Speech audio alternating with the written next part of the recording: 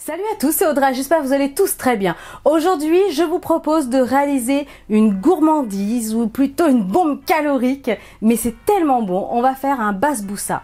Un basboussa, c'est un petit gâteau très rapide à faire avec plein d'ingrédients juste mais délicieux et parfumés.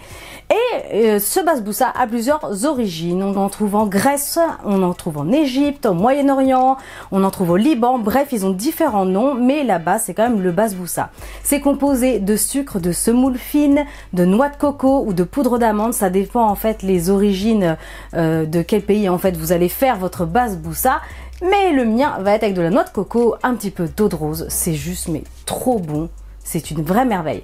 J'ai découvert cette petite recette l'été dernier en Bretagne. J'avais pu le déguster dans un petit food truck, mais spécialisé vraiment que des petites choses sucrées, avec des smoothies justement, des gâteaux et tout ça. Et c'était tellement bon. Je me suis dit, il faut absolument que je reproduise cette recette. Allez, je m'arrête là pour le blabla. Toutes les étapes en vidéo, c'est parti. Pour cette recette, on va avoir besoin de 2 œufs en entier, 100 g de semoule, c'est de la semoule fine, voilà. 100 g de sucre, j'ai pris du sucre en poudre blond, vous pouvez prendre du sucre blanc si vous le souhaitez. Ensuite, il faudra 80 g de noix de coco râpée. On va avoir besoin de pistaches, donc celles-ci c'est spécial pour la pâtisserie, elles n'ont pas été salées et elles sont déjà en fait décortiquées. Donc là, il y a 50 g. Ensuite, on va avoir besoin de 60 g d'huile végétale. Ici, c'est de l'huile de tournesol, mais vous pouvez utiliser de l'huile de pépin de raisin aussi, ça va très bien. Ensuite, pour terminer, il faudra un petit bouchon d'eau de rose. Et j'ai failli oublier le lait. Donc là, ici, il nous faudra 60 g de lait. C'est du demi-crémé, mais vous pouvez prendre du entier si vous avez l'habitude de consommer celui-là. Allez, c'est parti pour les basboussas. Alors, on va commencer cette recette en prenant un cul de poule avec un fouet. Et ensuite, on va y placer tout simplement les 2 œufs en entier. On y ajoute le sucre en poudre. Et on va tout simplement venir fouetter ce mélange jusqu'à ce que ça devienne mousseux.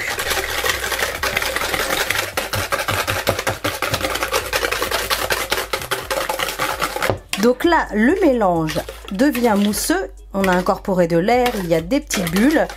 Là, c'est impeccable. On va venir y ajouter maintenant l'huile de tournesol ou pépin raisin, comme je vous disais. On y ajoute le lait. On va remélanger de nouveau.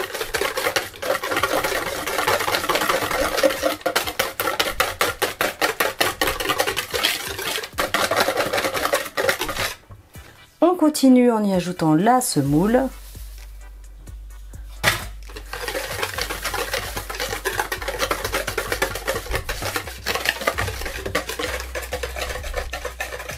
La noix de coco râpée.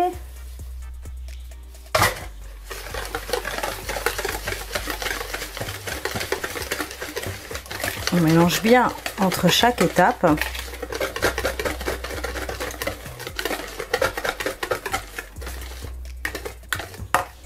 On y ajoute ensuite un demi-sachet de levure. Je suis désolée, j'ai oublié de vous le mettre en fait au début de la vidéo. Donc il faudra juste un demi-sachet. Ça fait à peu près une bonne cuillère à café, hein. On remélange bien.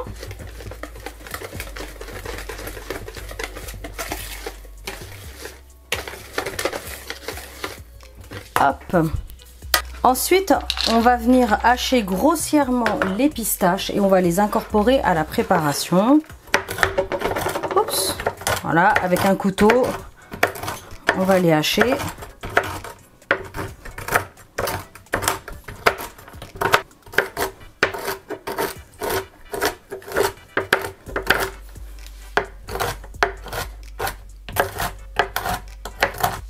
Maintenant, on les incorpore tout simplement.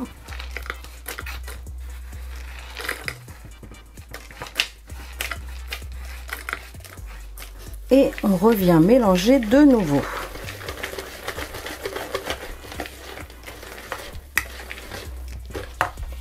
On termine en y ajoutant un petit bouchon. Alors, je dis bouchon, mais ça fait l'eau de rose est très parfumée, donc ça sera vraiment une cuillère à café.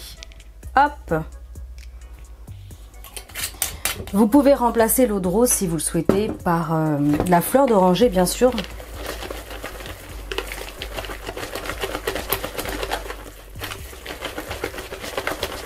Alors ensuite, soit vous avez un moule rectangulaire, carré, peu importe. Moi, j'avais un petit moule rond. J'ai juste mis un petit sulfurisé en dessous, mais comme il y a pas mal d'huile, de toute façon, ça va se démouler facilement. Mais si vous préférez, vous pouvez bien sûr, beurrer votre plat. Donc là, ce que je vais faire, c'est que j'ajoute tout simplement la pâte dans le plat.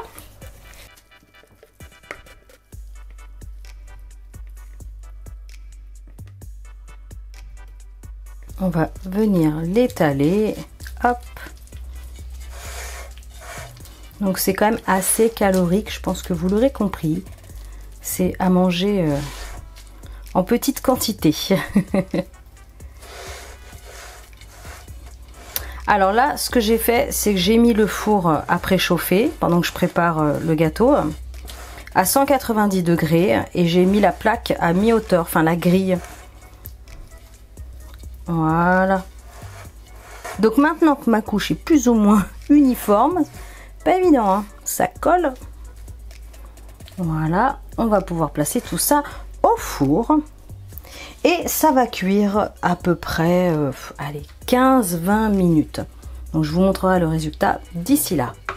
Donc là, il sort du four, il a fait pile poil les 20 minutes. Le gâteau est bien doré, ça sent super bon dans toute la maison, je vous raconte pas. Donc là, c'est le moment où on va verser le sirop. Je vais vous montrer la préparation. Et quand on aura versé le sirop, il va falloir être patient parce qu'il faudra attendre le lendemain pour le découper. Parce que c'est un gâteau fragile et comme ça, tout aura bien été imbibé, ça va être impeccable. Allez, on va préparer le sirop. Donc là, on va mettre sur feu vif, on va ajouter l'eau, tout simplement, c'est ultra simple, le sucre et une petite demi-cuillère à café de fleur d'oranger. On va le laisser bien fondre. On va simplement laisser fondre le sucre et quand ce sera prêt, on va couper le feu et on va verser tout ça sur le gâteau qui est encore tout chaud. Donc là, les petits grains de sucre ont pratiquement disparu. On va attendre qu'il y ait une légère ébullition et à ce moment-là, je vais couper le feu. Donc là, l'ébullition apparaît. On coupe le feu. Et c'est prêt. Alors là, il n'y a rien de plus simple. Le gâteau est chaud, le sirop aussi. On verse. On va très bien l'imbiber, c'est vraiment important. C'est pour ça qu'il faut attendre le lendemain d'ailleurs pour le découper.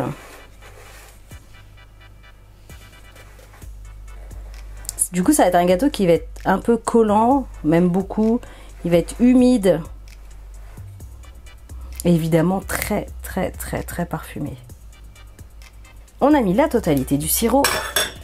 Maintenant, il ne vous reste plus qu'à patienter, comme je vous disais, le lendemain. Donc on se retrouve demain pour la découpe. Alors, nous voilà donc le lendemain. Le gâteau a été bien imbibé par le sirop, c'est impeccable. Donc là, on va tout simplement le démouler. Alors comme j'ai mis du papier sulfurisé, normalement, ça devrait le démouler très bien, ce que j'espère. On est bon. En tapant assez fort dessus, on est bon.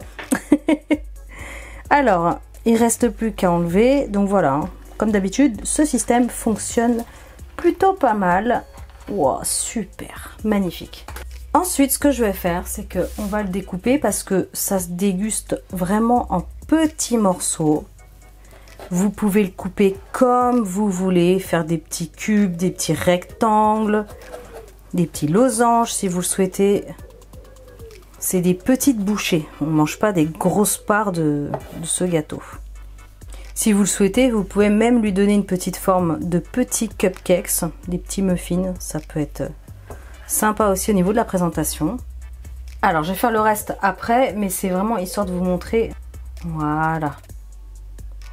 Regardez comment ça se présente. Super. On voit les pistaches, la semoule, la noix de coco. Ça a caramélisé de partout. Ça sent super bon l'eau de rose. La fleur d'oranger.